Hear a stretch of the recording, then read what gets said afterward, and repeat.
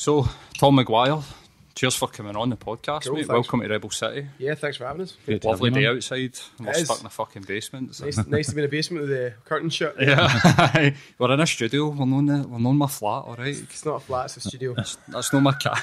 That's not my cat scratching the door. It's a question I get quite a lot, to be fair. Is Like, it? where's your studio? And you're like, It's not a studio. Aye, big man's bed's pushed into the fucking corner. Right? A couple of microphones you can turn it into a studio. That's it. Too right, man. I mean, I get into this. I literally googled, would I need to do a podcast? And then to my surprise, I had everything already. I was like, oh well. Aye, it's like, oh, you've been in a band. Oh, you've got everything you need to do a podcast. Microphones and some chat. That's it. Aye, that's it, mate. So, mate, the album is it self-titled? It is a self-titled, yeah. album? Yeah. It's phenomenal. Yeah. It's absolutely fucking phenomenal. Thank you. Yeah, thanks a lot. I appreciate that. it's as I was saying to yourself and obviously Paul previously, like I've got a real sort of affection for like soul and funk music over the years. Like, loved all the old sort of mod scene stuff. I know it's not quite that, but there's just so many like wee hints and flavours of just stuff that I absolutely love all through the album, man. It's dynamite. Thank you very much. Yeah, we've worked really hard on it and we've thrown a lot into it, and it seems to be getting good reactions. People are enjoying it and relating to it in certain levels. So I'm happy with that. I think, like, for 2019, it's refreshing to hear some sort of like positive music, and I think there's a lot of positive messages. Like listening to the lyrics is, as well, yeah, there's yeah. a lot of positivity in it, man. Yeah. Where do you get your inspiration for like that type of positivity in such a shitstormy of fucking world in Well, 2019? I mean, the record and the sort of themes and the content, the context of the record is about struggling, a particular type of struggle, and eventually overcoming that. And so as a whole, it is a very positive record, but it does confront some pretty dark things to get to that point of sort of convalescence and of sort of rejoicing. But I mean, the music itself, the tone of the music, I've been saying this quite a lot, is there's a heavy and dark set of themes that are delivered in this context of super light, nice, good time funk and positive. There's a lot of good funk and a lot of good soul that does that. You know Yeah. I mean, there's some really dark things that are delivered in this way, so it's kind of a surreptitiously, it hits you with some heavy shit, but it's in this kind of cloud of funk, really. So it's So it was a type of challenges? Is it personal things that you've faced? Or? Yeah, well, basically, the root of it is coming to terms with living in a world where meaning is hard to discern. So it's like really the struggles are existential struggles that I think probably most people of a certain age will eventually confront. They'll realise a lack of discernible purpose or meaning in life, and they'll go down a rabbit hole of horrible questions that are very difficult to answer and impossible to answer, really. And that's where I found myself for some time. And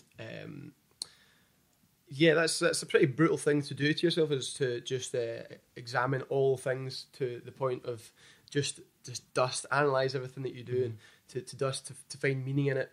And how can you possibly find meaning? Philosophers have been trying to find meaning for centuries, and it's a very difficult thing to do, impossible even. Yeah. So that was a struggle I impacted me for many years, until I just worked it out, and I've tried to deliver that story and that struggle, and eventually the goal of sort of coming to terms with living in a life in a universe where there's maybe not any meaning to it, and that's just to enjoy things that you enjoy, and don't go any further than that. Just enjoy, experience things as they're happening, and because there's no more meaning in life than that. That's the sort of thing I've come to terms. So it's quite a heavy and quite a lot of depth to that, but I've tried to tell it over the runtime of the entire record with various points, and everything sort of links in together, and that's what I've tried to do. Some people have been clocking onto that, which I'm excited by, but if there's for the more casual listener, it's just good to listen to the music. Oh yeah, the music's excellent, man. Yeah. But just below the surface, there's some stuff to explore there if people want to. Do you find that? I mean, I've felt this myself. I struggled with the same sort of things, the sort of purpose. I think one of the big things for me was a lot of the sort of things that came with being a musician, being in a band. I think that one of the main things that is sort of like ran through is the idea that I rely on other people for my like own success to a certain extent. We had, when I was in a band, I had a huge circle of people. Maybe not huge, but we had a big circle of people. And as the real world sort of came in, the people just sort of like left. And then I was left sort of looking around going, well, who am I? And so that was a lot that I found that when I left bands, and sort of like you're saying about purpose. Sort of like, what was the point in that? Like, what was the point? I mean, it's something to do with being a human being, that you want to have purpose, and you also want to have an identity. So an identity is something very ethereal, right? And if it can be taken away from you like a little bit, like by something like that happened, everything else falling apart around you. And if you've based everything you are on this identity, then that can just come crumbling down in a matter of moments. And the same with purpose. If you have a purpose, this is sort of, without going into details, I essentially had a very strong purpose, knew what that purpose was, and that purpose disappeared. So that was my meaning, my purpose, my almost identity was gone, and that's what put me into this sort of existential funk. So these are things that you attach yourself to and can be removed, and then what's left, you find yourself in a bit of a void. So yeah. If you use music to try and drag yourself out, do you think that this is like an album's worth of therapy? It is. I mean, I've made a couple of records before that were just solo things that I've put together on my laptop, and those were definitely therapeutic and probably not actually worth listening to, if I'm honest. But the making of them and the spitting out is of deep sadness. This one's an album of convalescence, telling the story and coming to terms and being all right. But yes, the answer is yes. I've made music solely for a sort of cathartic thing. That if people don't listen to that, then that's actually probably for the best, because it's probably too sad. A bit too personal. It's for you. I mean, it's available. It's one can find it if you want to, but it's for me. This is for me also, but it's also designed in such a way that it's going to be. It's not a selfish thing. It's very easily accessible. It's designed to be accessible, and also for people to maybe gain something from, maybe learn something from my experience and my story. See, when you're talking about, obviously in the past you've done stuff, as you say, primarily for yourself, the sort of contents and themes and whatnot that you're looking to explore here are quite personal.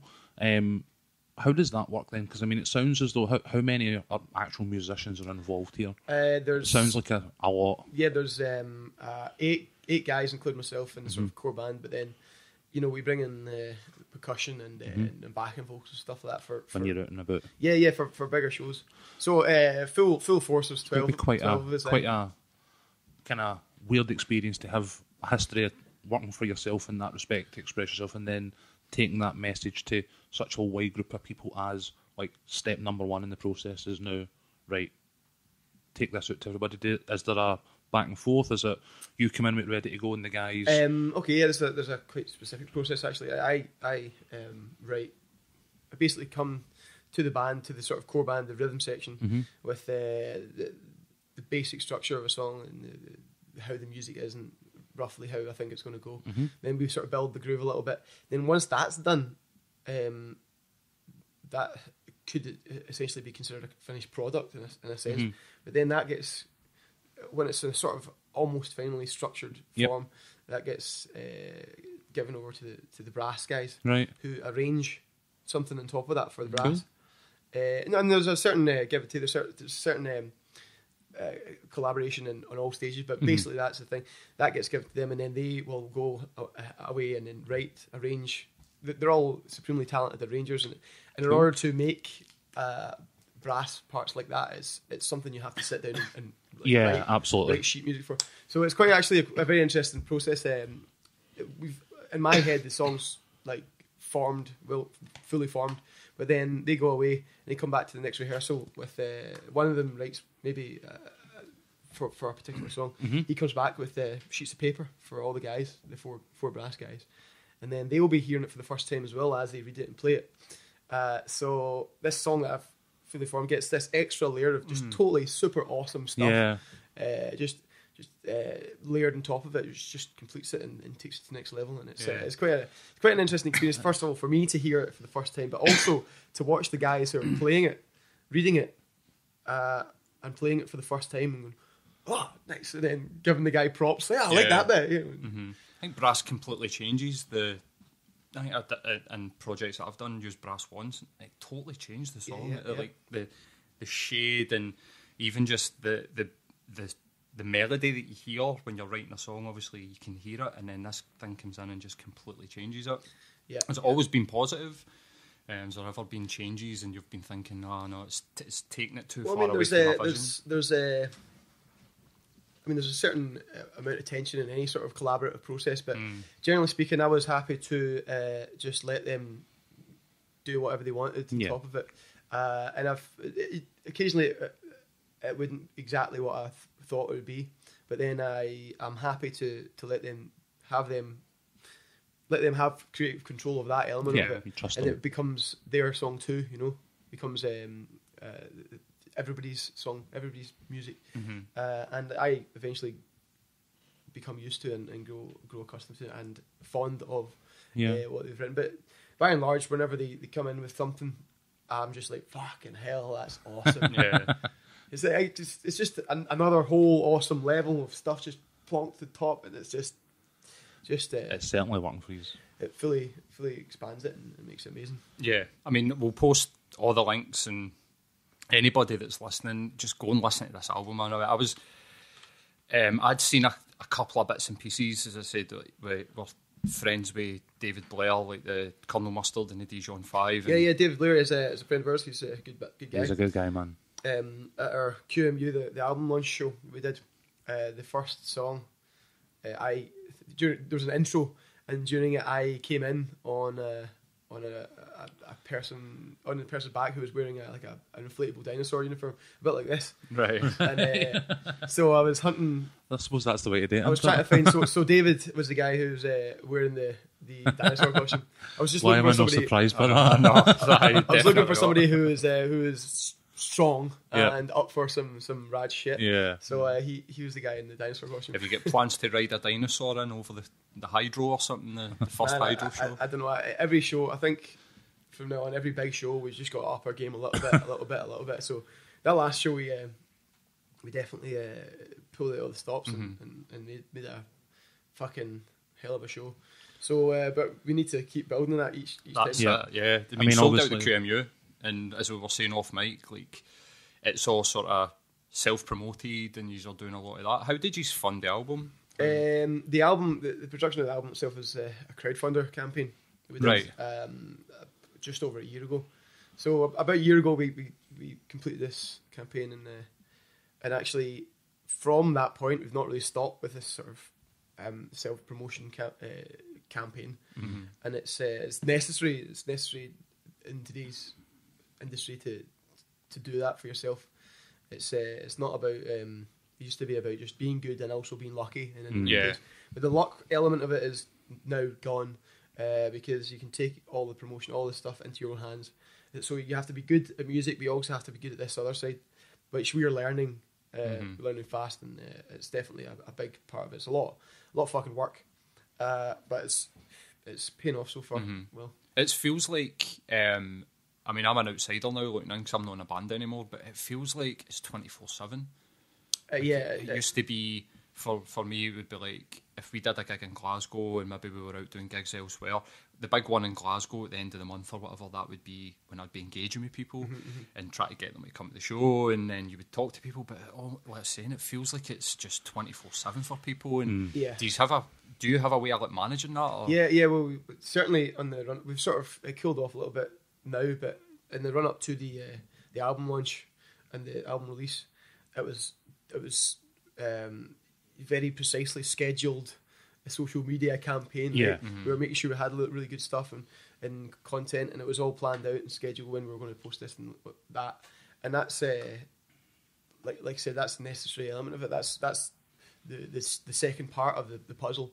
So you really need to be good on that, especially if you're just doing it yourself. I mean, if you're a much bigger band with label support or something like that, then that gets taken. Some sort of social somebody else media is doing that management. for you. That gets taken care of for you. But for us, that's the only way we can sort of. Somebody's always on a phone or a Twitter feed retweeting something. You know. But that's actually what I was thinking about this the other day. I remember when playing in bands and all you would do would be, this is before Facebook and all that sort of shit.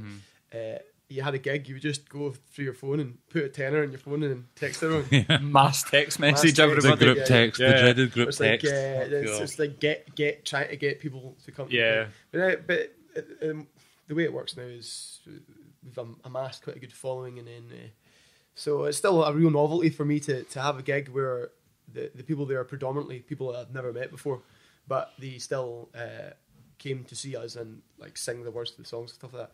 So it's a fucking trip, and I'm loving it. Yeah. Definitely loving it. No doubt, man. So, see, in terms of that, obviously, taking quite a lot of this, the management side, it's not just about your writing and performing in the studio and on stage, it's about how much you're involved elsewhere. One of the big things that obviously I encountered when sort of looking these up prior to obviously sitting down today was the Ric Flair video, which was just absolute genius. And it's one of the times where, having listened to the album and then watched the video, I'm like, this band have to have been involved in the making of that video because it's so kind of the mental image I've got of them that they can't have not been. So, like, is that also part of what you're talking about with this, responsibility you've got to take elsewhere? Well, yeah, the video is a big part of why we've sort of gone in the direction we have, and we've had, the success we've had. And it's let me say that it's a tempered success, right?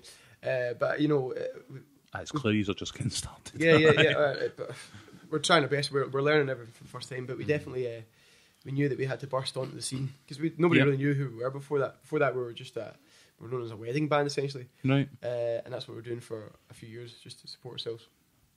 But we knew the first thing we showed to the world had to be like bombastic. It had to be special, and it had to have like a good video. Yeah. And in the context of the record which I've been talking about as being heady with themes and content and important meaning. Yeah. And this song, which is essentially a daft, silly song. So there's a bit of a paradox there, but there is a place. It's got its place in the context of the record, and I'll tell you what that is in a second. But we knew we had to burst on the scene with something that was like a hit. So it's sort of like the entry level drug to get people in, and get them hooked to the brass. Look at this fun, silly stuff. But wait a second, there's some deep ass shit over here. I would say it worked. I mean, I think certainly so. worked on me. I think so, and it does have a place in the context of the record, like the record as a cohesive and coherent whole, which is what I've tried to make it.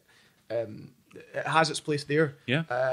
And basically as an instance of joy, because the fucking video and the song went really far, and it got so much positive feedback from it. People really enjoyed it and brightened up a lot of people's days, and that was unspeakably rewarding to me. The fact that something that I produced was giving this many people like a bit of just a wee smile. You know what I mean? That's the utilitarian inside me says fucking that's some good numbers right there. So, but it exists in the context of the record as like an instance of fun, which I guess that's what I'm trying to say is the meaning of life is to have a nice time and experience it while it's happening. So a wee bit of joy, a wee bit of fun, and that is what life is. Were you a wrestling fan growing up? A bit, yeah, a bit. Just a wee bit. No, I wasn't like a massive fan, but I definitely in the golden era, I had a couple of videotapes, and I had a box of WWF figures. WWF, no WWE. I think that was the main thing that that caught my eye was because I was a wrestling fan when I was a Yeah. wee boy. Well, I mean, that's certainly how it sort of reached so far, because there's a particular community that were able to latch onto it and spread it much further than it would have been if it was just music, which is nice. I think also for it would have been dead easy to do a Hulk Hogan song. Yeah, but Ric Flair, maybe that's for the next album. I think I don't know in context of like actual wrestling terms, but Ric Flair seems like a sort of cult figure. Do you know what I mean? He's hilarious dude, man, hilarious dude. So yeah, that was the video for that was you know, I think it showed the world like our aesthetic, what our kind of modus operandi is, which is in our humour and our essential demeanour. And yeah, it's sort of the aesthetic that we are running with, whilst also making sure that we're not just coming across as like a joke band. Yeah. Certainly is not a fucking joke band. No, absolutely not. Definitely not. I think that, and I was thinking just internally about 5 minutes ago, should I say this? But I don't know if this is a compliment. I'm meaning it as a compliment. I think that you're the funk version of the Darkness. Right. Okay. And I'll be honest, man. I've seen the Darkness like 5-6 times. Yeah, I've seen them a few times during the early bits. Yeah. And they were. That's. I was thinking. See the blend of like phenomenal musicianship, good songwriting, and having a laugh. Yeah. That's what I mean by that. I don't mean that as in like, oh, these are just like the Darkness, or they were a joke. They weren't a joke to me. I thought they were fucking excellent. They were an excellent band. Yeah. Every one of their songs was like a bit of a joke. Oh no, actually, no, that's not fair, really. Like they definitely a high proportion of their songs. Yeah, there was a lot of tongue in cheek going on. Yeah, really growing on you. And stuff like that. Yeah, definitely. Like, definitely great. I had that record too, and man, they could definitely play and they could wail. But yeah, I'd hope to not end up just getting attached to just that. Yeah, that's what I was going to say. Is that I think that what they did, unfortunately, was they pigeonholed themselves, and I think that they maybe struggled to get a serious side. Whereas, other than Ric Flair, I don't see there being like a sort of humour element running through the album. No, I mean apart from just a little bit of dark wit in some of the lyrics, you know, because I have been. I mean, the same way that we were talking about Radiohead earlier, and some obviously that's pretty dark music. Yeah. But occasional sort of wit and dark humorous lyrics, like something that buzzes like a fridge. That's when it comes to me. And, you know, that's hilarious. Buzzes like a fridge. So there's some humour in some of the lyrics, but it's that song, Ric Flair, is definitely it's an outlier, and the rest are real songs about real feeling. Absolutely. I think obviously as well in terms of it's probably quite a nice introduction to some of the general sound, because although, as you say, the themes are sort of contradictory in what you were aiming to do with it, like there's definitely a kind of a really solid, like one of the things when I listen to a new band, I go, that band has a sound that I instantly recognise as them, and that's that identity maybe that you're talking about sort of thing, and it definitely has that, and throughout the album, like I say, the musicianship just is outrageous in some places, you know what I mean? So I don't think it'd take anybody long to really connect with the rest of it. Well, that's what I'm hoping, because I'm not going to eliminate fun, because I really appreciate fun, and fun's an intrinsically important part of life. Yep. But definitely finding that balance is something we're trying to do, and I think the musicianship that's on, because the musicianship is one of the fundamental things in this. I mean, there's songcraft, and there's funk, and there's grooves. There's also musicianship, and we try to blend those three things together that don't often really get blended together. Like really good funk. This is what I was thinking about. Really good funk. There's not often like a real meaningful song behind it. The song's normally about shagging or dancing, or the song's just about funk. Right? It's just about the funk. These are songs about existential grief, but also funky. Which is I think that's a blend that doesn't really. I think it comes across well, and like as well when you were saying the album was like crowdfunded. I mean, like given a lot of individuals, some pretty complex musicianship and stuff like that, like the production quality for like a crowd-funded album's probably one of the best I've heard. Anyway. Yeah, we definitely overspent. Right, we made the money, but we overspent like fuck. But the production is super great, and it's the responsibility of a man called Gus Stirrett. Aye, it's got to be vital with the Mounties and just that mixing on the go. You know what I mean? We've been getting a lot of comments on the quality of the production. It's world class. It is, yeah. The guy's great. So he's got a studio in Berkeley Street, Solas Sounds, and if anybody's needing, So the old Berkeley Street Studios. No, it's on Berkeley Street. All right. It's called Solas Sounds. Solas Sounds. Yeah, and if super pro, super on it, dude. The guy gets super involved and is able to give some really helpful insight and input on a couple of occasions. So yeah, if anybody's needing that kind of job done, I can highly recommend. Did you ever do any work in the past with Larry Primrose? Do you remember Larry? No, I don't know. He used to be. So he did sessions with like fucking Snoop Dogg and stuff, but he used to be. What's it called now? Down at Merchant City, see King Street, Glasgow Music Studios. Oh, right, it's a wee generic sort of place now, but it used to be the Brill Building and stuff like that. He was mad on horns. Remember getting in with him one night and he was sitting. We sat overnight. Horns into your rock band. Well, that's the only time I ever worked with horns. But we sat, like, we'd finished our session. It was like midnight, and he was about fucking 20 joints and 10 cans of Guinness deep. And he's just like, listen to this, and he put on this reggae music. We sat for about 6 hours listening to this reggae music, and the guy was he was mental. He was absolutely mental. Yeah. He was like Glasgow's like horn guy, like up until a certain point when that studio closed. It was just to see if you had ever encountered him, because he was a strange character. No, sounds like it. How do you get for metal? So you're saying off mic that you previously you've been in metal bands and rock bands, which I think if you were going to be like I think one of the things that I loved about it when I heard Ric Flair was that this is a Glaswegian band that isn't doing indie, that isn't doing metal. It's like a Scottish band doing funk. It's kind of unusual. How do you get from metal to funk? Had funk always been like an inspiration? Funk had always been there. You know, I've loved that sort of stuff. Stevie Wonder and like the Meters. I've been listening to since I was, in my early teens. But I've always listened to all sorts of music. And it's sort of they rotate for me a little bit. But when it comes to playing music, I was in a few bands. Like from school, I was in it's like sort of your post-hardcore kind of angular mathy band, which and that was as you're wont to do when you're that sort of age. And I was also some sort of folky kind of folk pop groups and stuff like that as well. Just playing whatever I could play. But yeah, as I was saying, predominantly my time in the past 10 years has been playing like heavy rock and metal. And how did I get from that to like funk and stuff like that? I guess I always knew that I would eventually come around to doing something like this. Just had to get the right circumstances, the right sort of pull of people together, and it ended up kind of falling into place without me really. I'd sort of given up the idea of really trying something properly with music until it just started coming together almost by itself. This one thing came to another, and all of a sudden I'm in a band with some absolute fucking killers, and definitely feeling like we should write some music together. So we did.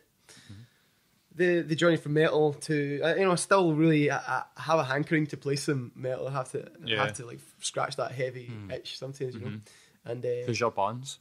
What's that? Who's your bands? What the bands that I. So who you into like metal wise and I'm really into doom. I really like doom. Right, so like doom metal and stoner doom. Yeah, doom is the fix that I've been on for some time, and that's what I've lingered on. I went through I listened to everything, like super extreme stuff, like black metal and thrash stuff like that. Slayer was the one road I never really. I had back in the day a fairly sizable record collection, albums and whatnot, and as you say, everything if it's Slipknot to like Weather Report and just about everything in between. And metal was one of the roads I didn't really find myself doing it. It got too heavy for me quite quickly. I don't want to out you, but I'm gonna. I was got to Ozfest. It was the last ever. Well, it was supposed to be the last ever. I've seen them since, but it was supposed to be the last ever show with the original lineup of Black Sabbath at Milton Keynes Bowl. And I said to him, I'm going to see Black Sabbath. And he was like, Ozzy Osbourne? Fuck him. I was just like, all right, fair enough. To be fair, that just was a legend, one of the ones where it was the Osbournes were a thing at the time. I then then went back and listened to Black Sabbath and was like, right, okay, Fair enough. Black Sabbath is fucking awesome. Yeah, obviously, right? Man. I've got a First Black up. Sabbath tattoo, man. I'm fucking, Yeah. I'm in. You're in, right? See that sort of. I think this was part of. I think what you were talking about a wee minute ago was part of my downfall. Is that I listened to a lot of music, but I didn't let a lot of music influence my own music. I've always been that like Sabbath, Zeppelin, Hendrix, Cream. See that like that sort of style. I love that style, but I've always listened to like you're saying, like Stevie Wonder. I love 80s David Bowie. Right. I've never let it influence anything that I do. What's interesting about what you were talking about there is this that you gave up on doing anything. I mean, because for me, just before you come in, like the product that you've come out with, I would have never have thought that somebody that was capable of producing that type of music would ever doubt themselves. I'm in a place just now where I've gave up on ever doing anything in music, still fucking about and just keeping it as a hobby. But that's really, I mean, that's encouraging for me. To be honest, good. do you know what I mean? Maybe that's something I'll spread the word to the world about, because it is important. I mean, the first and most fundamental thing is to do it for yourself. Really, it is as a beneficial and rewarding experience for yourself to create, and so that's the primary importance. And that's always what I did with music, and I would never have stopped doing that. I still would always play music for my own benefit, but I was just too much of a realist for too many years, saying fucking nothing will ever come of anything that I make, because it relies so much on luck. But as I was saying before, it doesn't really rely on luck anymore. But we've talked about in a few previous episodes that Scottish defeatism sometimes that we see, I didn't see classify it as realism. Yes, it was definitely a realist attitude that even in my early 20s, when is the sort of period where you would be embarking in this sort of thing. I had some friends in bands who were putting in all the effort, and I looked at the effort and I was like, that's not going to go anywhere, because they still need the luck. But then I guess I was wrong. I guess I didn't really want to put in all that effort. I wanted to make the thing for myself. But this is a project where I realised that, okay, this is the one. If I'm going to try it once, it's going to be now. But immediately prior to this, I had given up, and I was making a living through music. I'm playing in bars, and still am, playing weddings and stuff like that. So I was making my living through music, but I was also at uni doing a very vocational course in the health sciences, and I had 1 year to go. And I had started that course. I'd chosen that particular course because I thought maybe it would give me the meaning that I was seeking. This is like listening to myself speak. I've honestly been trying not to say that for about 30 seconds. So I found this. I thought, what am I going to do with my life? Okay, well, I'll go to uni. I'll get involved in this course, which will give me a career which is valuable, has some sort of maybe meaning and helping people, and is altruistic, and maybe that will be the meaning. Yeah. The purpose. What did you study? I was studying radiotherapy, which Okay. is like cancer treatment with. So I'm studying CBT. Oh, right. That's a qualified counsellor as of January, but now I'm going to do diplomas and stuff like that. CBT is a great thing. I'm mostly swearing at people on the internet. That's part-time job. That's a great thing. But just as you're saying that, like that whole thing about like thinking about what am I doing with my life, and I'd spent 10 years sort of thinking I'm going to be a... So other difference in what you were saying was that I had the opposite problem. I had felt, no, I'm going to be a rock star. Yeah, right. See, this is okay. No, like there's nothing going to stop me. I'd spent probably between the age of like 19 and 25 going, who's better than me? Nobody. I'm going to do this, and it was took me quite a decent way. Whereas I think I had seen people better than me have that sort of realist attitude of like. Yeah, maybe you're right. It's the opposite, almost the opposite scenario. Yeah. Mm-hmm. But the letdown that I had at the end of it was humongous because the bubble burst, and I started to look out and go, maybe I'm not going to be a rock star. What do I do here? And I reevaluated, and I've reconciled, and now I'm trying to help other people. But listening to like somebody like yourself, again, like after, I mean, I'm not blowing smoke. The album's fucking phenomenal. Like listening to somebody and then say I'd gave up, but I had came across a project and thought, do you know what, I'm going to give this a go. Yeah, this is the one to go for. And it's fucking excellent to hear, dude. Yeah, well, I had to do it. I mean, I was like I say, I was seeking meaning, and I was seeking it in this course, and I had 1 year out, and I was going to essentially be a 9 to 5 full-time, health professional, which is going to be fine. It's going to be stable, and I'm 32, so it was definitely the sensible move to continue it. But I couldn't deny that I was just fucking miserable, and I think I would have continued to be miserable working in that institution. Just wasn't built for it, I was good at the job, but I just wasn't built for that sort of institution. And meanwhile, on the other side, I'm accidentally just fucking killing it at the music. So that's what the first song of the record is called, "Get Out," and it's about that. It's about specifically that. And there's an entire verse that will be relevant and understandable only to people who have studied radiotherapy. Just getting that whip back in, that'll be like, well, maybe some 10 years down the line, will be like, that fucking verse is about radiotherapy. I mean, that's the thing. No chance. People have been digging into some lyrics that I didn't. I thought this is a reference for me alone. Yeah. And people have been like picking up on it. So that's what it was. It's a song about getting out and being somewhere where you're supposed to be, and that's where I finally find myself. I feel like I'm doing what I'm supposed to do. For now, I mean, like, the bubble might burst in it. I'm humble. And, I think it's quite poetic to like acknowledge it in the first song, given that. Well, that's it, where yeah. Your life is kind of flipped on itself. You know what I mean? Like, Yeah. So the way that the record works is it's like introduces like, this is how I came to be here right now, and this is what I've sacrificed and what I've given up in order to do this record. So check out this fucking record. What was one? Is it Dismissive something? It's about 5 or 6 in. It sounds Diminished Returns. Diminished Return. That's it. Sorry.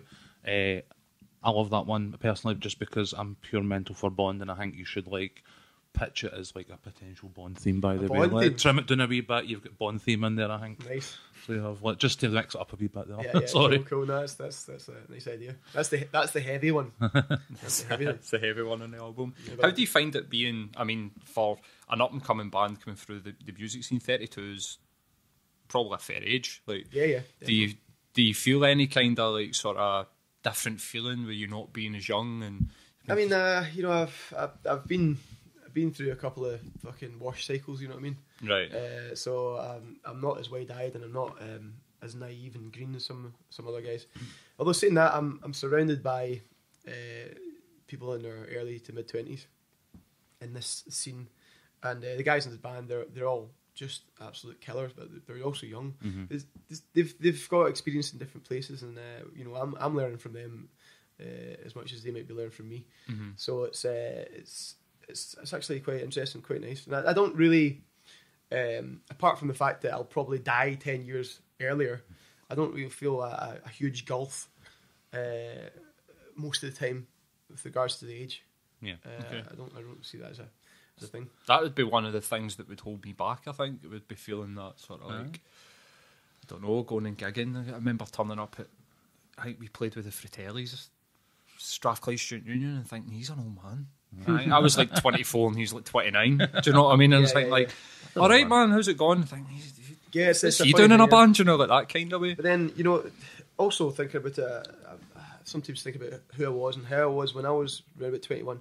And I was a different person. Like, the confidence levels were just in a different place, and just social situations, just a different person. So I probably wouldn't have worked out for me when I was 21 anyway. Yeah. It's just the argument into it is that would your 21-year-old self knock this album out? Maybe no. I mean, you need to have experienced what you've experienced from then to now to get there. The 21-year-old was knocking out albums, but there was ridiculous metal. Yeah. Right. It's probably still fuck out. I'm gonna try and find them. The stuff that you're check saying. out. Honestly, like the last thing that I did with the metal band, which is called Madafaka. Check it out, Madafaka with an exclamation mark at the end, all caps. We did a 20-minute rock opera about Cool Runnings. Oh my god! It's called the Blade and the Ice. I'm instantly in. And it's I'm really, this is another work that I'm really proud of, and I would there's a real chance that we'll actually get together and play it again. Yeah. So do a reunion show. Yeah, we did. We did B-sides and rarities. we did this one show where we played start to finish, and we got in the Cool Runnings jumpsuits. And it tells the story like fairly what's the word, faithfully from start to finish. Right. It's a 20-minute version of Cool Runnings, but in a prog metal. It's metal. It's fucking hard metal. It sounds. It's thrash. It's brutal. I know it does sound amazing. I've got to say. No, I implore you to check it out. If you like this and you like metal, then you'll fucking like that, man. Back into like Commando the musical territory. Oh yes, I have seen that. That's fucking class. You need to do a sort of. That's probably the one thing that's missing is an Arnie reference. Yeah. What was that band called? Austrian Death Machine. Did you ever hear of them? No. Austrian Death Machine. There was some guy from a boy band. No. It was a metal band. A guy just put together this metal project, and all the songs, the whole album, and all the songs, and he's just like battered it out. He's just knocked it out, but it's fucking great anyway. All the songs are like sung from the point of view, from the perspective of Arnie in his various movies. Right. So the best hit is called "Get to the Chopper." Oh, yeah. That's awesome. Get to the chopper. Yeah. If you're ever looking for somebody, I know a guy that does an absolute fucking beastie an Arnie impression. So if you're ever needing him to come into a gig, is that that's isn't it? Like the Arnie Schwarzenegger version of the Chewbacca scream, like that pure. No. Now, I'm get to the chopper now. I'm actually being serious. The guy does.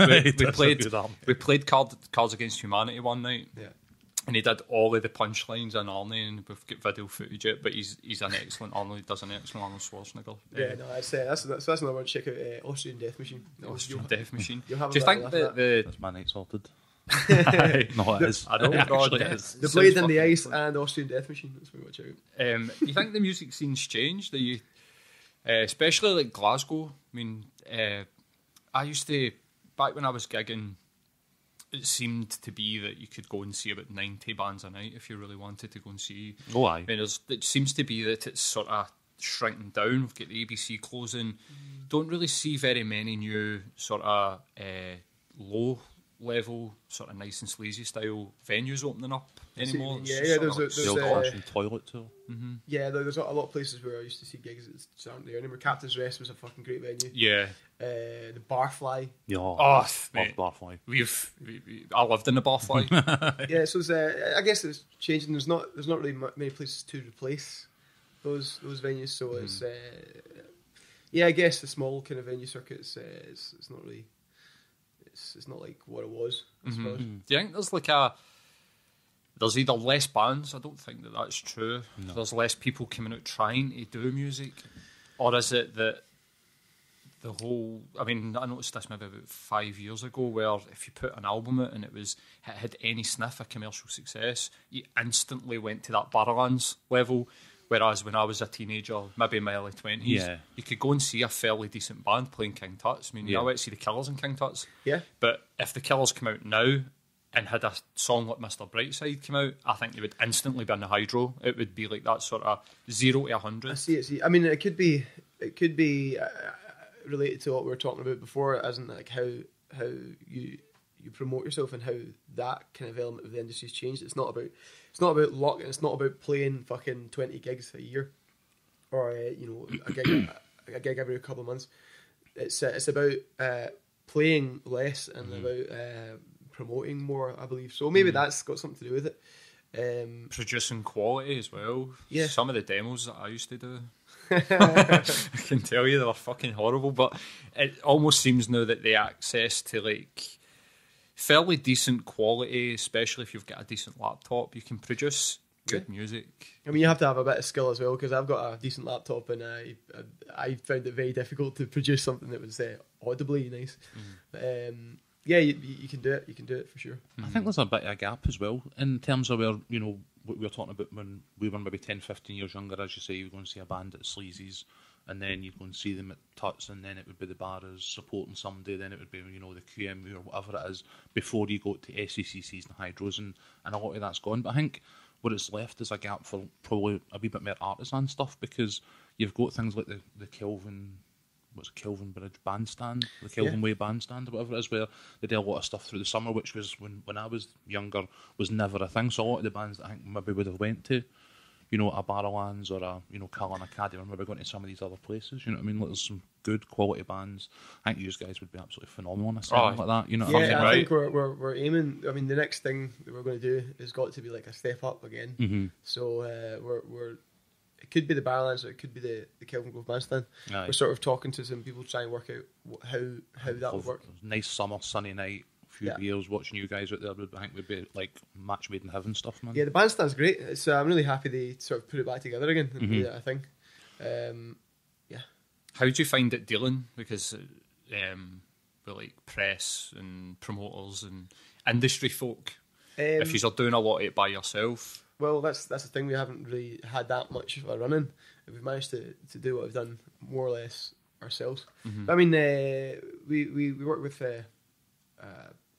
promoters, 432 promoters who used to be Synergy, and they take care of all the bandstand stuff like that. Mm-hmm. They've, you know, that's my sort of first run-in with some industry people, and they're super friendly and accommodating, and have helped us out in a lot of ways. But certainly, I was definitely very wary going into talks with people and that sort of stuff, because just the horror stories are just everywhere. Yeah. But so far it's been nice, and there's no issues so far. Okay, so are they booking venues? So you going and doing it yourself? That's a different thing. As an agent, we've got an agent also right now, and that just means that it's one less thing. Because at the moment, like in the run up to the album launch, I had very little time to play music or anything. I was just having tap on the laptop all day. Mm-hmm. So whatever I can do to take things off my plate. Oh yeah, for sure, man. So, we spoke to David Blair about that. Yeah. One of the things that he struggled with was as Dijon 5 started. Sorry, man. As the Dijon 5 started to go up and up and up, was that he had less time to enjoy what he was doing. Yeah, definitely. I'm having to make a conscious effort to, you know, play guitar for an hour or so a day, and I'm not really managing to do it yet right now, because I mean the run up to the QMU was such a frantic time with terms of like admin and behind the scenes work that it just fell away. So I'm trying to reintroduce it so I can start writing the next record. You know what I mean? Yeah. But whatever I can do to take that sort of stuff off my plate, I'm welcoming it. So an agent basically just sorts out the gigs and takes the emails that come in, the questions, stuff like that. So how long was in terms of, you're obviously maybe talking about ideas for new albums and stuff like that, kind of like rough ballpark figure, what was the length of time on this particular project? It's hard to say. At least a couple of songs were written before the album was really conceived of at all as a thing. Right. So there's a couple of quite old songs on there, and I guess a couple of them were kind of half written by the time we came to record. Or everything was written by the time we came to record, but before the crowdfunder and so on, there was maybe half of it was kind of written, and we're fooling about with it a little bit. But it wasn't until the crowdfunder or until I quit uni, and before the crowdfunder, that it was like, okay, well, let's stop tooling about with these. Let's make these fucking a thing. Yeah. And write the whole thing. So I don't know, maybe barring the ones that were pre-written, maybe like 6-8 months, maybe. So it's a pretty big endeavour. So I mean, I've got to start now. Like, I should be starting agents and whatever else you can to take off your plate. It seems like the right thing to do if you've got that opportunity to do it, because 6 to 8 months down the line, you're going to want to be doing this over again. Which, I mean, then between actually recording the record and then putting it out was a year. You're all right. That's a year, and that was super hard for me, because as soon as we make it, you're fucking excited. You want to show the world this thing. But such as it is, you know, you've got to have a strategic plan. You've got to be very careful about how you do it and sort of build things up. So we started building it up in September with Ric Flair, and then building it up to the point where it was. And that strategy, that tactic was ultimately successful, it seems. But now we're actually on the radar. I think theoretically we can write and record and then release not that long after recording. Okay. But coming from you're a nobody fucking knows anything about you, you can't just drop a record because it'll just flounder. No, of course. So that was part of the strategy. That was me thinking, okay, well, we've got to do this properly, and that involved waiting for a fucking year. Oh my god, waiting. I can't imagine. Why are you sitting in it? Been Sitting in it. I was just sitting there like I fucking. think for that year, I would be walking up and down Sucky Hall Street with a copy of the album in my hand, slapping people in the face with it, being like, "This is amazing, listen to it." Just, you know what I mean? That would have got you some some attention. You know what I mean? Like, How did the busking come about? Right at the start. Yeah, that's how we started. It's true. We started busking. It was during the Commonwealth Games. So when was it? 2014. So that's like 5 years ago. I guess 5 years ago. 2014. Time flies. I was. It fucking does, doesn't it? Sunny. It's sunny again today. I'm like, fuck, it's summer again. I know. It almost feels like, I was talking to somebody the other day, it's like, this time last year it was pishing down with snow. I was like, that doesn't feel like a fucking year ago. Yeah. No chance. A year just fucking snaps like that, man. The Commonwealth Games, and I'd met a few guys. I was hosting a jam session. It's actually kind of how it all started. And the concept of me being able to make a living out of music in some way, which was initially an alien concept, but a friend of mine who was managing the bar took a punt on me and let me host a jam session.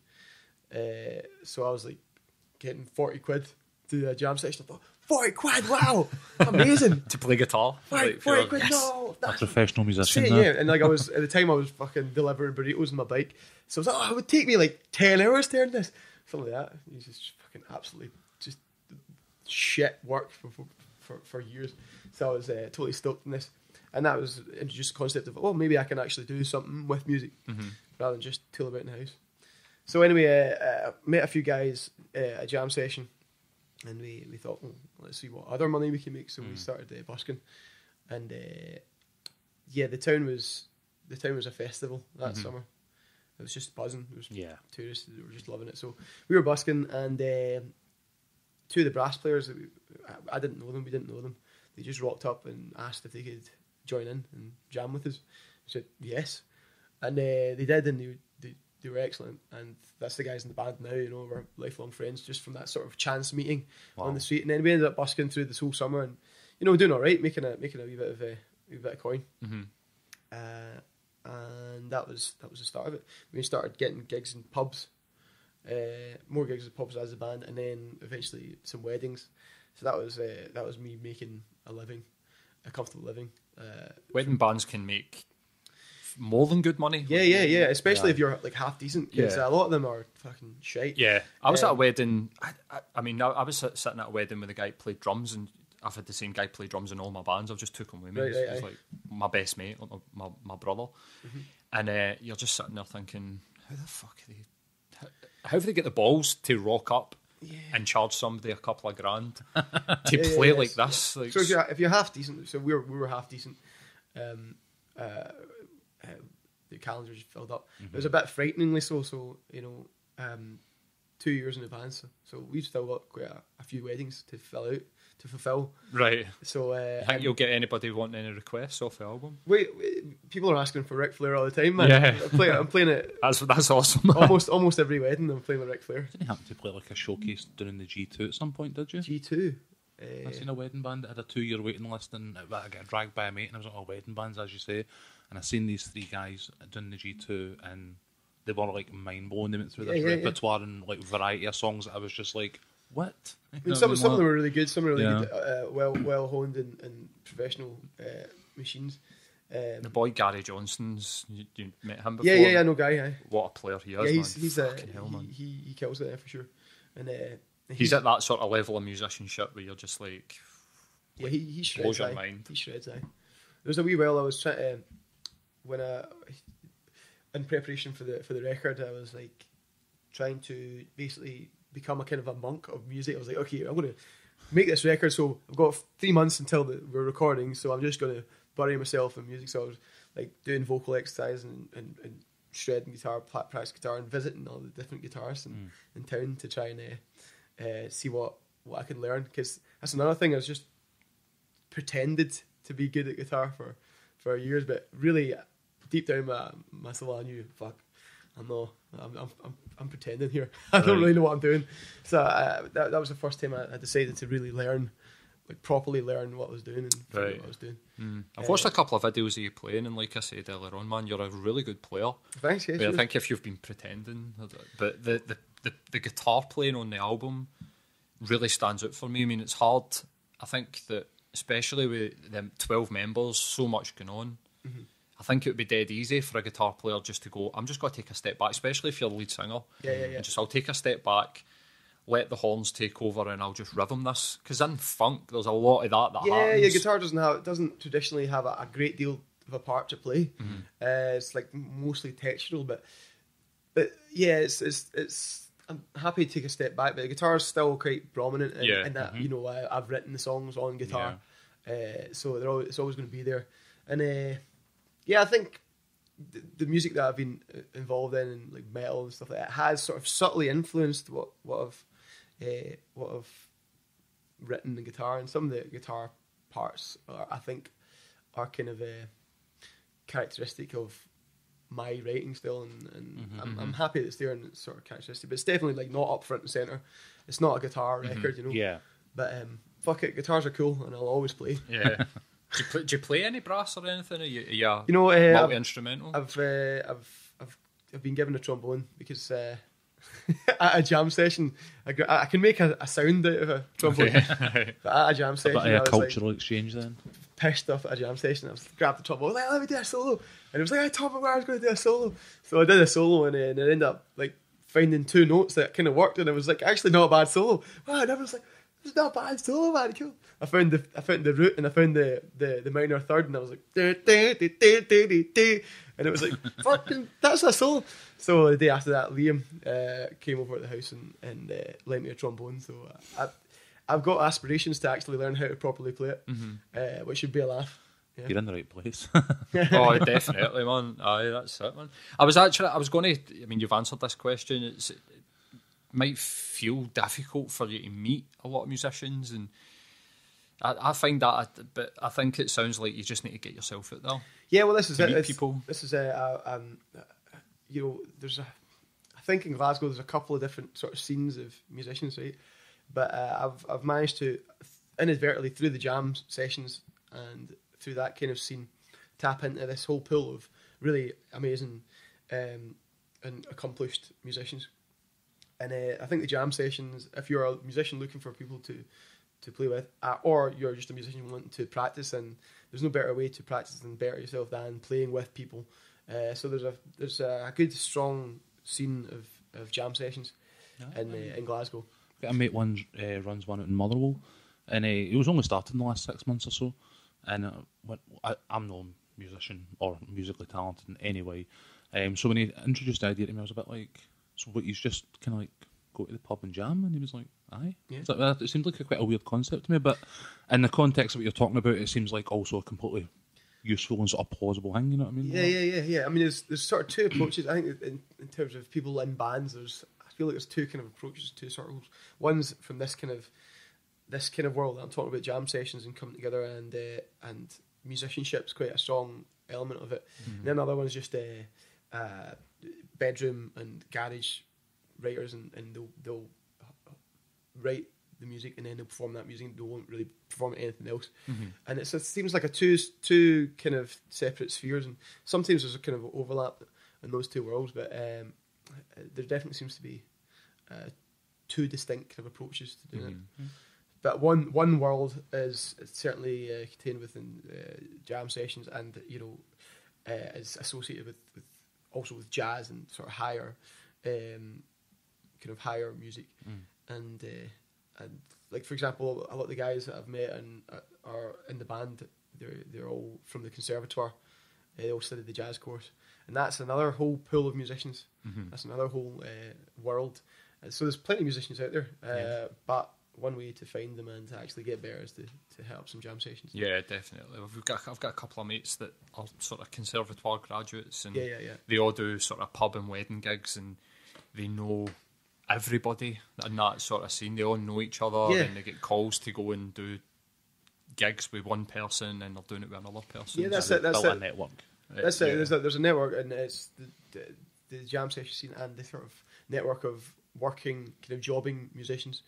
It's sort of intertwined, And when I was in 21 or my early 20s, I was just not involved in that scene at all. Wasn't there at all. I was just like whoever my friends were who wanted to play music, which was fine and it was all right, but it wasn't the pull or the scene that would have.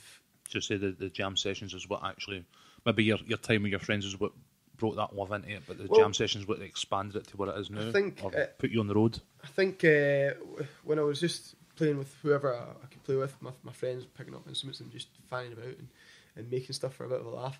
Like there wasn't really anybody, I was always like the best of the bunch, or around about the best of the bunch. There wasn't really anybody to push me and make me feel like, oh, I'm fucking shite. Mm-hmm. Not that I want to feel that I'm fucking shite, but I mean to humble me and say, okay, well, there's something to aspire to. As soon as I hit the jam session scene, and as soon as I got involved with all these guys, I was just like, shit. There's a lot to fucking know, a lot to learn, and that's what I've been in the last 2 years. I've been really like learning music properly and excelling and become better. And I'm definitely like the best musician I've ever been, and I've got quite a ways to go. So yes, that's that kind of scene, and that's the value of that scene. And part of me kind of wishes that I'd encountered that scene somehow. Involve myself in that scene when I was in my 20s. Because you'd be so much better now for it. Yes. You'd be 10 years down the line. Yeah. Although I wouldn't have done what I've done, and maybe I wouldn't have worked. Like I said, I was a very different person in my 20s, so it might have not worked out.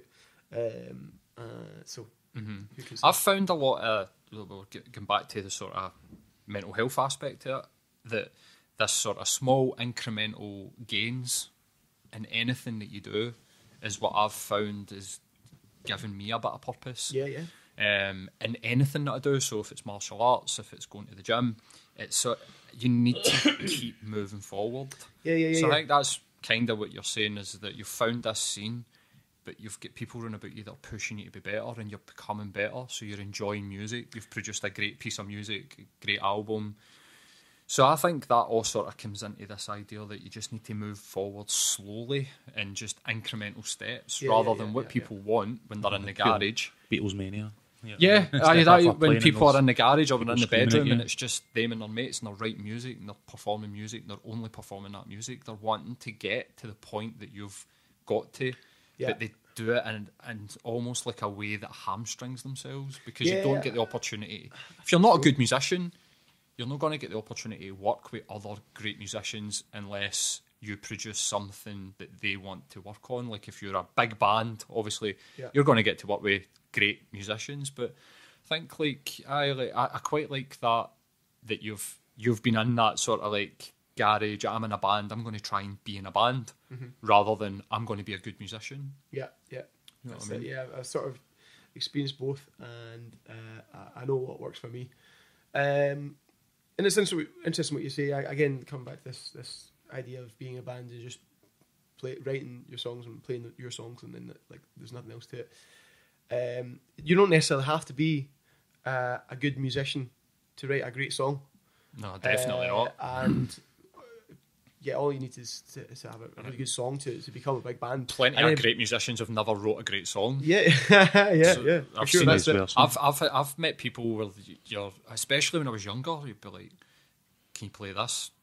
No bother. I think of one guy in particular. He could play any song, any Maiden song. He just arpeggio sweeps on the guitar. And then you go and see his band, and you're like, fucking awful. How can that be? So I guess maybe that's what I'm trying. I'm trying to smash these two worlds together: musicianship and also like songcraft and like the art of it. Because to be a big band, like we're talking about, going to the guys or the Barrowlands or whatever, and try to be a band, all you need to do is write a few good songs and then be able to play those songs. Yeah. And if the songs are easy, then easy. There's this. Definitely trying to smash those two things together. I think you've definitely done that, man. Yeah. Cheers, thanks. I think you should be, like I said, man, I think sometimes you listen to stuff, and I find myself being very sceptical when I listen to music, if that makes sense. It's more like... You think about it critically. Yeah, aye. As somebody that's been in a band, I criticise I know. lot. Yeah, I know that sort of critique a lot of new music, but see, for the second that the first song sort of kicked in, I was just like, whoa, wait a minute, what's this? And just let myself just enjoy it rather than going, nah, I don't like that about it. What would I do differently in this song? But that's probably because I'm nowhere near good enough to write that. And the brass and stuff are just... Yeah, it's it's a different level, different sort of aspect that it's hard to relate to for a lot of people, but they just, instead of critiquing it and poring over it and analysing it, you just enjoy it. And that's again back to the root of this. It's like the message of this record was just stop analysing things, just fucking enjoy it, man. Yeah. And so that's another element. I mean, I deliberately missed the bus on the way over here. I got out of the house and I was crossing to the bus stop, put the headphones on, and was obviously getting another listen on the way on, and obviously you're get out, get back, I can't remember, sorry, get something. First one, get back, sorry. The Beatles. I'm sitting there, and as I was walking to the bus stop, I seen the bus pull up, and I could have run and made it, but I decided to, like, it's a 15-minute wait. I rolled myself a fag, and I just stood in the sun listening to the album. Nice. So that's probably the only, or maybe highest compliment I can pay today. You missed the bus. You know well, thank you. I deliberately missed the bus to stand and listen to the sun. Great, yeah. So what's coming up? What's coming up is quite a full festival season. I was going to say, these are a festival band. I mean, if the Dijon 5 saying that to Dave Blair, like, they're a festival band. I see you guys as a festival band as well. We will be, yeah, for sure. We played a couple of festivals last year. That was before we'd really released anything. So, but it definitely suits us pretty well. So it's a full calendar for the festival season. Excellent. And probably towards the end of the year there'll be another big show. We're just working out exactly what it's going to be. Hopefully start really getting battered into some writing. There'll be another single probably, hopefully April. Another single, another video. And then just constant battering people with social media. Yeah. You've got a tour? Oh yeah, we're going to tour in May. First of all in May, and I think possibly in October also. Okay. So that's that. We're playing a Glasgow show? I think part of the strategy that you're supposed to do is not play Glasgow all that often. Okay. And save it for like one big... Keep them wanting more. Kind of, yeah. I mean, it feels a bit fucking shit, but I think it's better than... Certainly does at the end table. I mean, we just missed Stuart and used at the Dijon 5 after show, wouldn't we? What was it? You played the after show at the art school? What's that? The Colonel Mustard Christmas party?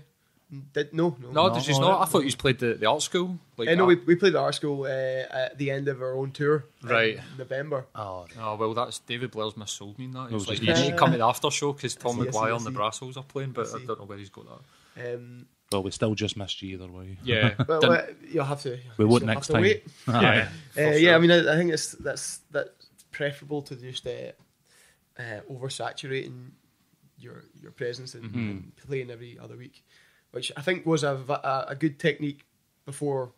Fucking, you could, because it was the only sort of method of engagement that you had with your people, whereas now you can engage with people whenever the fuck you like. So sort of play infrequently in Glasgow, but big fucking shows, big productions, because you kind of can't really step down. You know, we played the art school, sold out the art school. We played the QMU, sold out the QMU. Both times stepped up the show, the performance of it, and so we can't really go down. We have to go up and then make the show even madder again. So I don't know how I'm going to do that, because we pulled out all the stops in the QMU. It's like so many mad things. We had dancers. We roped in some dancers to do some nice coordinated dancing. We had at the end of the show, I was like crowd surfing in the crowd on a big inflatable pizza. I think I've seen that picture actually. So I was like, as I was on the pizza, I was like, "Fuck, how am I going to top this? Shit, this is amazing." Lasers. Was that lasers? Lasers are the way forward. Lasers, yeah. Smoke machine, dry ice. That's what you need. Bit of dry ice. But no, I mean, I think when you are playing again, man, I'm going to definitely come along.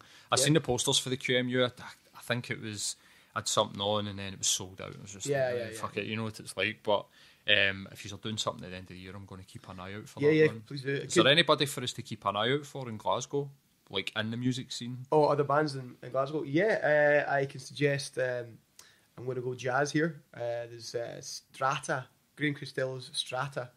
That's an absolutely fantastic kind of jazz band, but it's the focus is definitely like rhythmical focus, and it's quite heavy, and it's leanings of like the Mars Volta. Right. And it's awesome, powerful stuff. So we share some members. Another group that I can recommend is Russell Stewart is another guy, his local guy who's a fantastic singer, and there's not really that many sort of really distinct and kind of almost virtuosic is that a word? Whatever. Close enough. Who knows? Aye. The I know what you adjective meant, aye. fucking about virtuoso singers in the scene, and this guy is definitely excellent. He's got a creamy, tasty ass voice. Nice. So check him out. And also the metal band Madafaka. Madafaka. And there's Cool Runnings, prog epic. It's called Prog opera. the Blade and the Ice. I should be promoting this, but I'm going to be promoting that because loads of people have heard this now, and I'm very happy with that. But fuck all people have heard the Cool Runnings thing, so check it out. I'm definitely going to... I loved Cool Runnings when I was a wee guy, so I'm definitely going to go and listen to that one. Yeah. But thanks for coming in and talking to us, man. Cool. It's been a pleasure. Seriously appreciate it. It's been nice listening to you talk about a couple of things I wasn't expecting, like your motivations and stuff, man. You seem like a thoroughly nice chap. But the album is, again, it's phenomenal. So, congratulations, man. Thanks, mate. Cheers. You should be like fucking absolutely over the moon, man. I am indeed. If you're listening here, going 100%. Spotify, whatever it is, and listen to it. Go and find it and stream it, or buy it, even better. Buy it. Buy it, aye. We've got CDs and vinyls and all that sort of gubbins. Nice double gatefold, double vinyl. Nice. But again, man, cheers for coming in, man. It's been a pleasure to talk to you, dude. Yes, thank you for having us. It's been a pleasure. Best of luck, man. Cheers.